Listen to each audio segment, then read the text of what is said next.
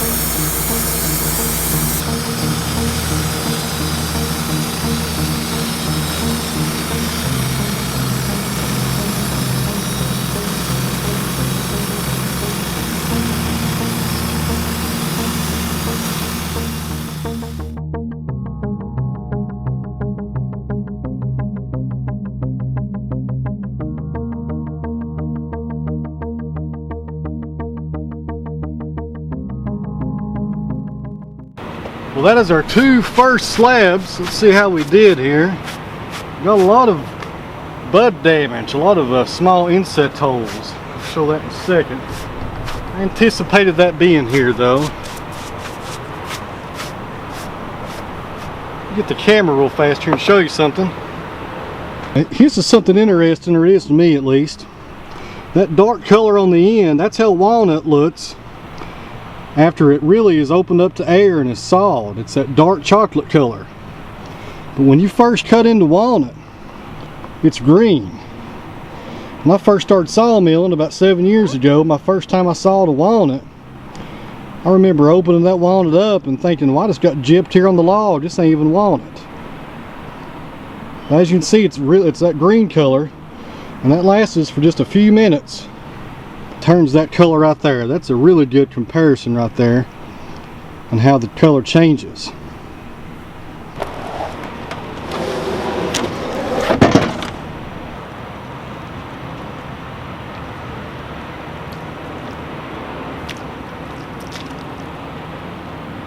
Well, alright, put a little water on it here. Of course, that color will change, like I said earlier. As you can see, we've got some nice grain in here. And I feel raindrops falling. I may get rained out here from finishing. We'll see what happens. Some nice color in here. Very limited insect damage, and they only got the sapwood. That's about as deep as they got on this log, which is good because the sapwood is pretty thin. It's only about 1 inch deep on both sides.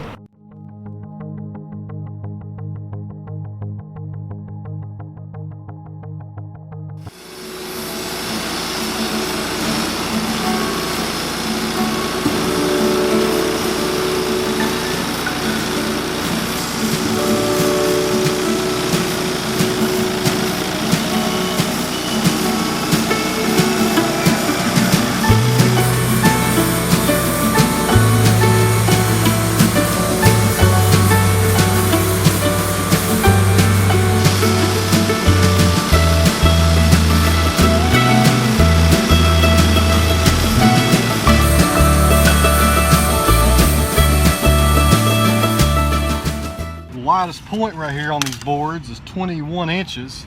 It tapers down out of the camera view there till 19, but it's 21 down here at the widest point. And that's also where the best figure is, right here in this crotch figure. You can see right there, that is the ultimate goal here in black walnut for me, is to capture the crotch figure in these logs. Now I'll throw a little bit of water on that crotch figure and really see how nice that is. That's the difference between $5 a board foot just regular walnut and up to $15 a board foot walnut. Right there, the crotch figure. That's where you get your money in this wood. When you hear about people talking about book matching, that's when two slabs are identical and they're kind of facing directly opposite of each other.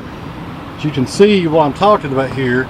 These two boards came off one after the other, and I live sawed it all the way through so I would be able to capture that. And the reason they're book matched is, of course, the grain is almost identical in both of them and how it flows, and then you want to face them opposite of each other. Over here you have the crotch on this end facing toward the outside. On the other side you have the crotch facing the opposite direction of the other one.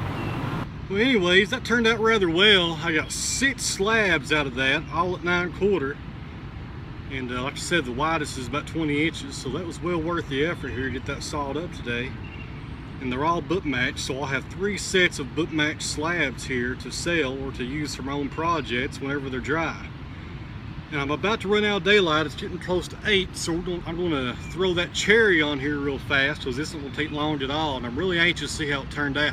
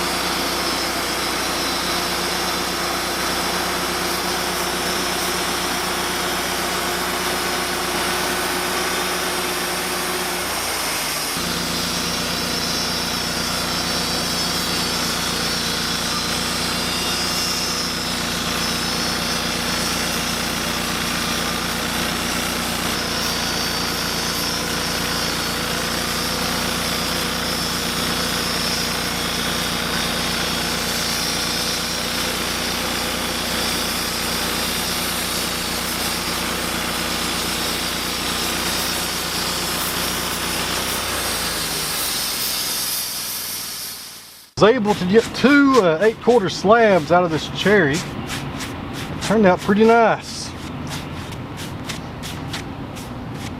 Actually got some good crotch figure in it right here. Not too bad.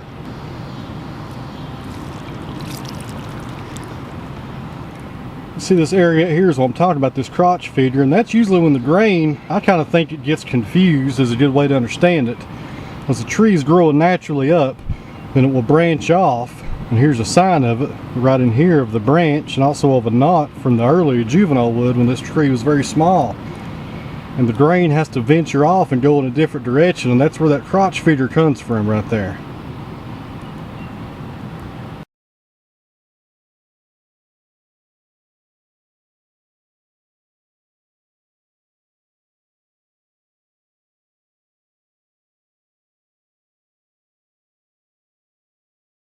Now this was a weeping cherry tree. It's not your wild cherry tree that you hear about or that you see in a lot of woodworking when you hear about cherry and woodworking.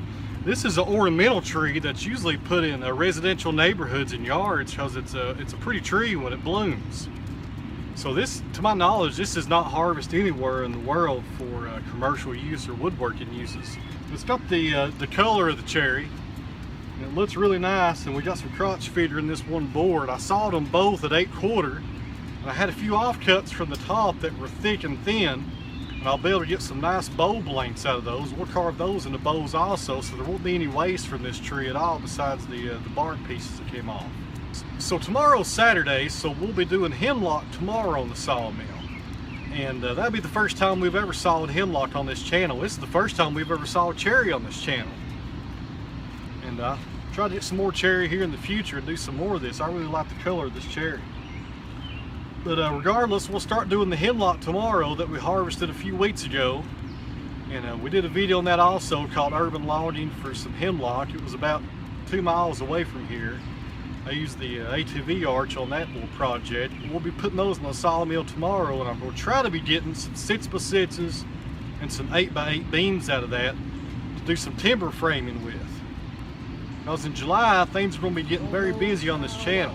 We'll be finishing up the dry kiln in July. I'm going to be putting a timber frame style shed over that entire concrete pad where the kiln is. And I'm also going to build a drying shed right back here behind me in this open area. I'm going to have me a drying shed back there and start doing my air drying down here right beside of the sawmill. So we've got a lot of things going on here in July, and we'll be pretty busy. Other things coming up. Talked about the butternut earlier. Hopefully I'll get that butternut logged in the next few days. That's going to be a chainsaw mill right there. It's going to be way too big, I think, for the Wood-Mizer. And July the 4th, this coming Tuesday, I'm going to be starting a small logging job on a farm about 10 minutes from here. And I'm going to speak to the landowner this weekend and see if they're okay with me filming that. So hopefully I'll be able to film that also. I'll be harvesting some cherry trees over there and some walnut. So anyways, we will see you guys hopefully by tomorrow evening or Sunday on another video here, as long as it doesn't rain. It's starting to rain again already.